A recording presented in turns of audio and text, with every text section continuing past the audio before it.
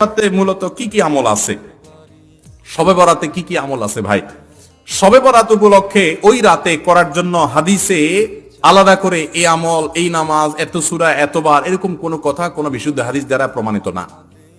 কিন্তু আমরা অনেকে মনে করি শবে বরাতের নামাজ এত রাকাত, প্রথম রাকাতে অমুক সূরা এতবার, দ্বিতীয় রাকাতে তমুক সূরা অতবার, এরকম একটা গদবাদা সিস্টেম আমরা অনেকে বানাই নিছি না?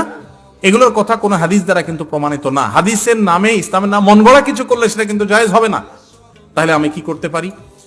মধ্য শাবানের রাত, যেটাকে আমরা শবে বরাত বলি, এই রাতে আল্লাহ তাআলা বান্দাদেরকে সাধারণ ক্ষমা ঘোষণা করেন। এই রাতের একেবারে কোনো মর্যাদা নাই, ব্যাপারটা সেরকম না। মর্যাদা হলো যে আল্লাহ তাআলা বান্দাদেরকে সাধারণ ক্ষমা ঘোষণা করেন। তবে যার ভিতরে অন্যের প্রতি হিংসা আছে, শত্রুতা আছে, তাকে আল্লাহ মাফ করেন না। আর যে শিরকে লিপ্ত, আল্লাহ তাকে মাফ করেন না। আপনি মাজারে সিজদা করেন আর শবে বরাতে সারা রাত মসজিদে সিজদা করতেছেন,